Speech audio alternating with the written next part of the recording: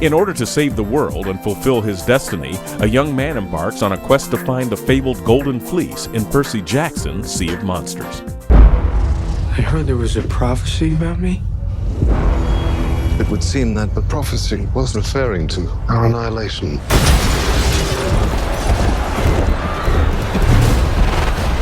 It's been 3 years since the first film, so not too long, but I imagine that for an actor, it's always really exciting to be able to return to a character, especially one like Percy Jackson. These movies are fun, a lot of fun to make. Fun to watch, but fun to make too. They're a little adventure in themselves, you know, and it was definitely a good day when I got the phone call that we were gonna make it.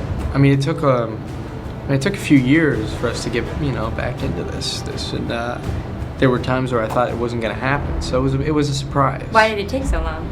I don't know. You know what I think it is that I mean, well, the first one was successful, but you know, I feel like the book series and the fan base really took off after the first one, and then in that period of time, in that 2 years, in that year and a half, and especially towards the end of Harry Potter, I feel like a lot of kids really tried to find their other, you know. The next thing. Not necessarily the next thing, you know, I don't want to say that, but it's like... But something that they can, another world that they can go into. Yeah, it's pretty similar to that one. Right. Though. So I think that, you know, this was like, I think the movie definitely opened it up and the fan base grew, and the studio saw that and said, let's make another one. And we're here.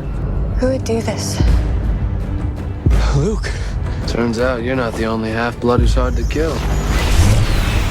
I have seen the first 35 minutes. I got to see it earlier.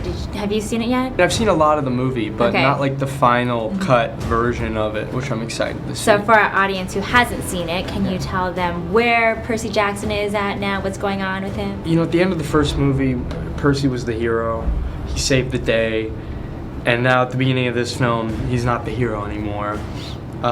Clarice, this other camper, this other half-blood, Provides the competition. yeah, she's way better at everything than Percy, and he's kind of accepting his what he thinks is his fate, which is just he's an average demigod, and he's a one-hit wonder, and he's just, you know, he'll lay low now, and we start there. The only thing that has the power to save our home is the Golden Fleece. It's in the Sea of Monsters, what the humans call the Bermuda Triangle. Then him and the gang, they're thrust, you know, into this crazy journey to find the fleece, the Golden Fleece, and save their camp. And a lot of it's about Percy, you know, battling his insecurities and stepping up to the plate, you know, being a hero. If it's one thing I've learned, you can't give up on family. Director Tor Frudenthal has said that the books that the movies are based on are so relatable with their themes, that they're very light and humorous, but there are so many relatable themes. So which were the themes that you related to? I'd say that the main theme, you know, of this film, I think if there was like a main message, I think it would be the importance of family. And I mean, I think that definition of family is kind of, you know, I guess the people you're closest to and trust the most, so friends can be considered family too. Of course. You know, I mean, your family. And I guess the loyalty and the strength one can receive from those relationships. And I think that's what this movie is, you know, mainly about.